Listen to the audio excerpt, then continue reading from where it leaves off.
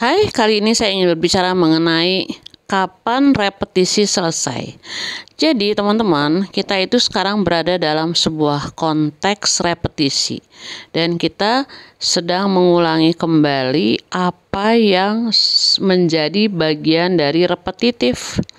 Ya, itu tergantung pada kemelekatan yang selama ini menjadi bagian dari perjalanan menemukan diri sendiri pada saat melepaskan trauma-trauma masa kecil. Sesederhana itu. Untuk kali ini saya akan memberikan sebuah kisah dari Koan Zen tentang gunung.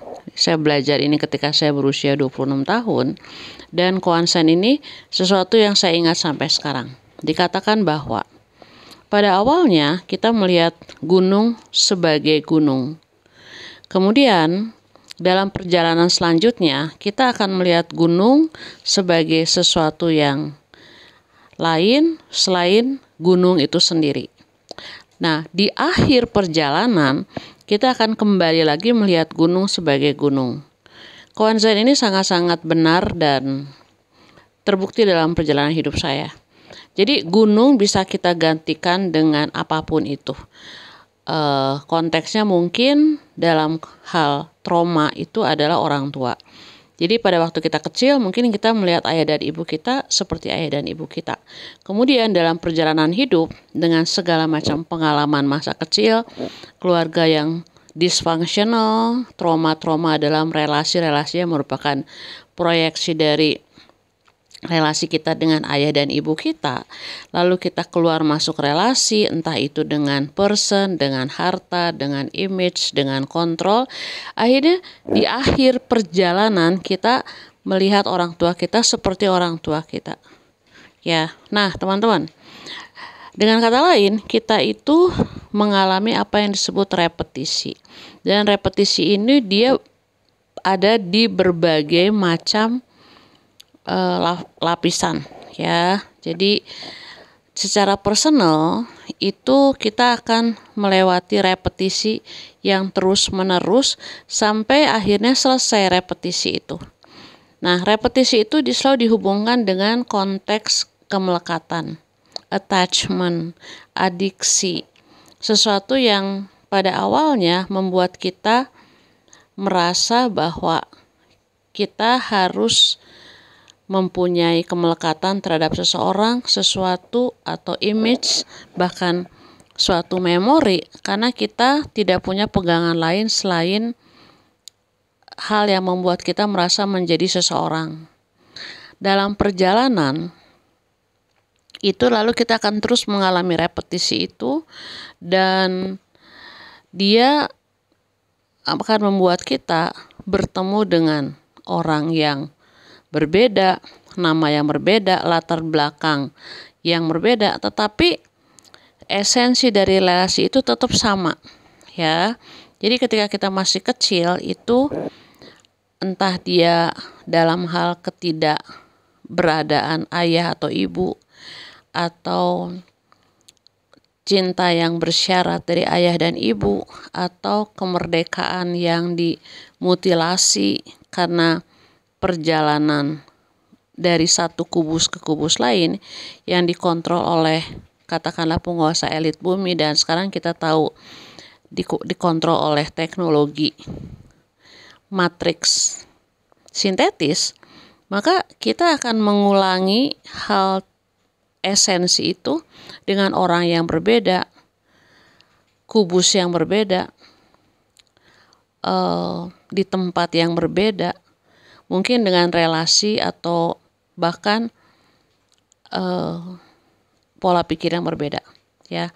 Jadi secara singkat dalam pengalaman hidup saya bahwa ketika saya dibesarkan oleh sebuah kubus, entah itu kubus religi atau yang pasti adat istiadat dan pendidikan, ya, itu ketika kita keluar dari mungkin kubus agama yang membesarkan kita, atau adat istiadat yang membuat kita terbelenggu, atau bahkan tingkat pendidikan, ternyata kita akan masuk lagi dalam pola kendali yang sama di kubus agama yang berbeda, adat istiadat yang mungkin berbeda dengan adat istiadat yang membesarkan kita, atau bahkan di tingkat pendidikan yang kita pikir berbeda dengan pendekatan berbeda, tetapi sebenarnya masih sama.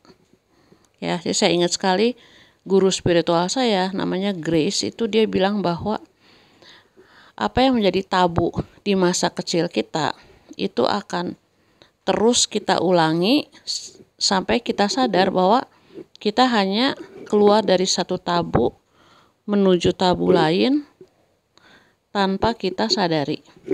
Jadi repetisi ini dia itu sifatnya sangat-sangat personal sesuai dengan trauma yang kita alami. Ya, nah,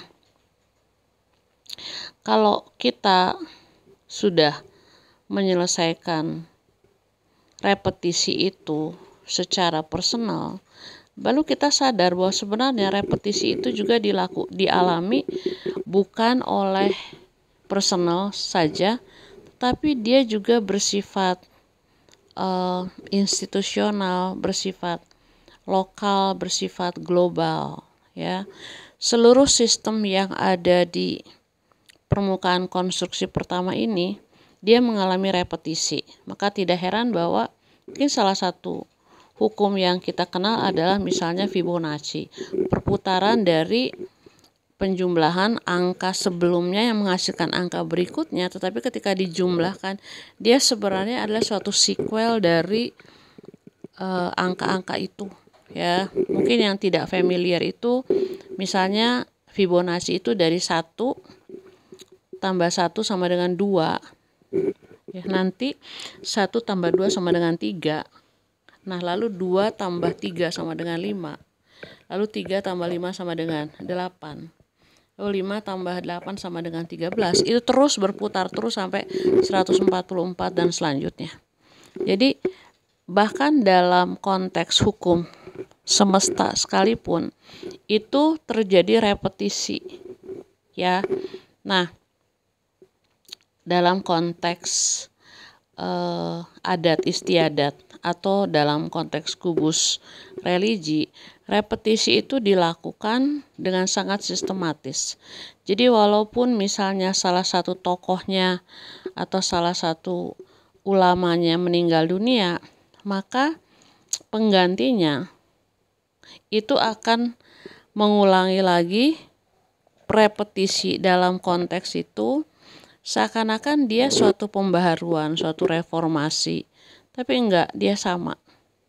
Dan sistem penguasa elit, mereka yang menciptakan teknologi custodian, itu memastikan bahwa repetisinya akan selalu berulang. Sehingga apa? Sehingga kita terjebak dalam lingkaran. Yang paling kita kenal adalah lingkaran karma atau lingkaran reinkarnasi. Ya, kemudian dalam konteks nasional itu dipastikan bahwa sebagai satu bangsa itu kita juga mengalami suatu repetisi. Ya, jadi misalnya pada zaman proklamasi ada tokoh-tokoh utama, lalu nanti ada perubahan, transformasi, lalu nanti ada perubahan lagi, updating dan lain-lain. Tapi kalau kita melihat dari kacamata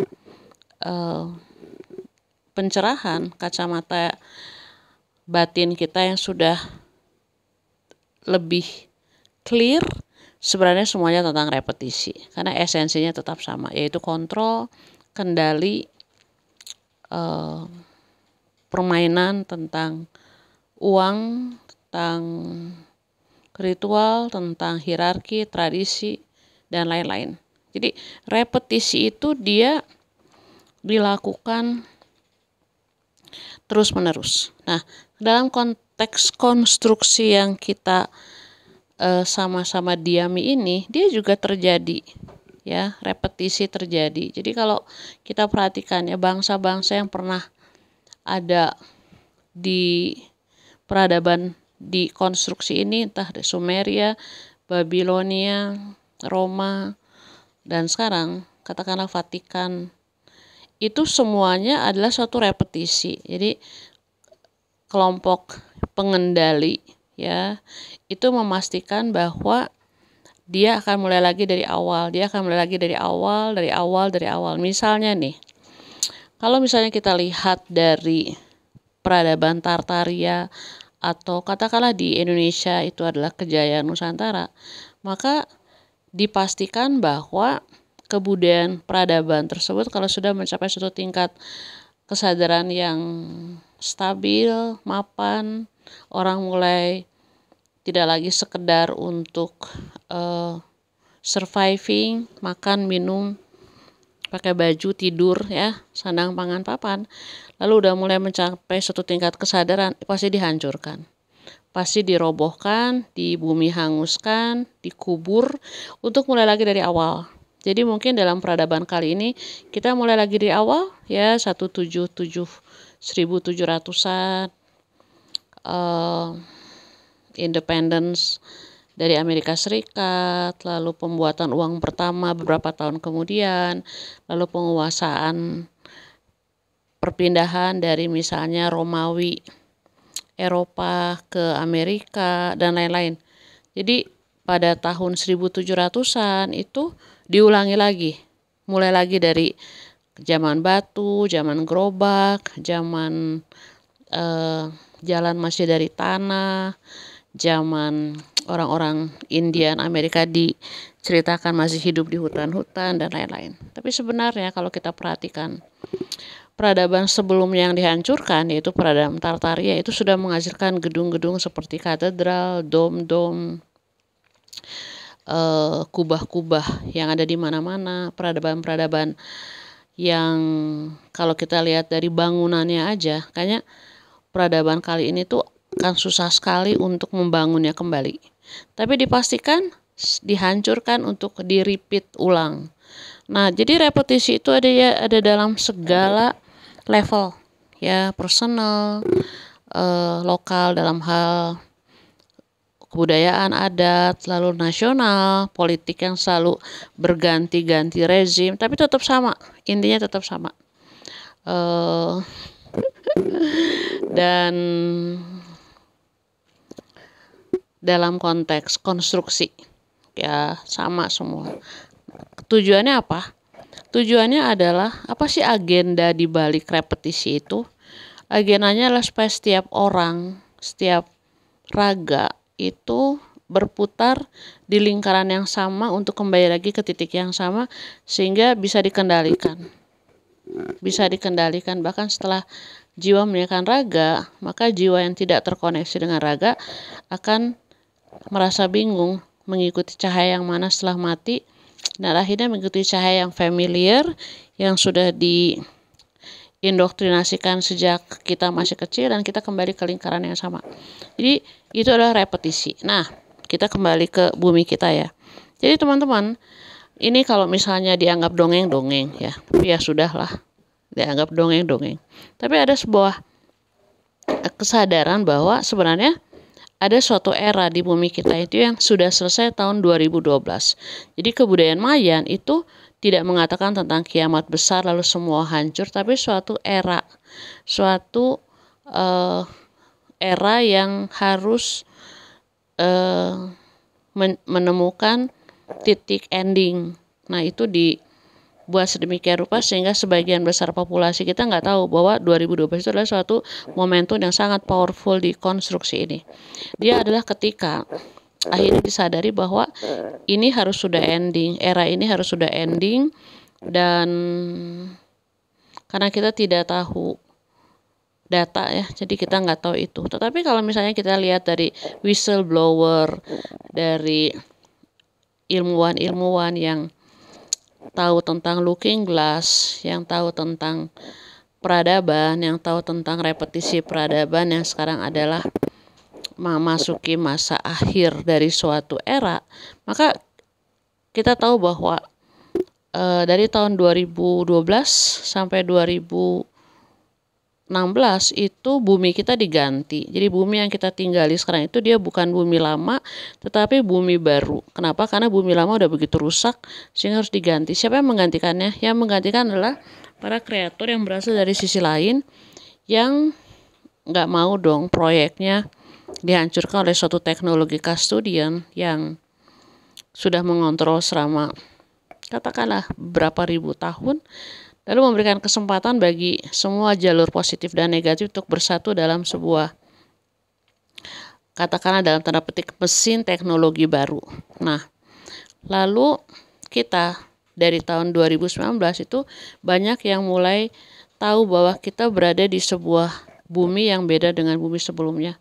Ya, matahari pada waktu saya kecil itu kalau kita gambarkan matahari warnanya kuning, sekarang mataharinya warnanya putih. Ya, lalu waktu linier itu sudah tidak lagi seperti dulu. Kayaknya waktu kadang-kadang cepat banget, kadang-kadang lambat banget ya. Lalu ada yang disebut Mandela Effect. Lalu banyak sekali upaya-upaya untuk mendistorsi spiritualitas era baru dan lain-lain. Intinya bahwa dari tahun 2020 itu kita sedang mengalami suatu repetisi di semua level yang saya sebutkan tadi. Nah, dalam repetisi itu secara personal itu kita semua akan mengalami sesuatu yang sudah kita alami dalam putaran-putaran beberapa kali dan sekarang putaran terakhir.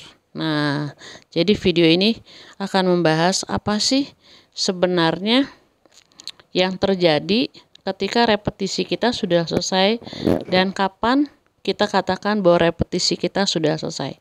Oke teman-teman, yang pertama, repetisi sudah selesai kalau kita itu tiba pada suatu kesadaran di mana sebelumnya repetisi itu bisa berlangsung dalam periode linear waktu tertentu, tapi kali ini periode linearnya lebih singkat, lebih pendek, lebih cepat selesainya.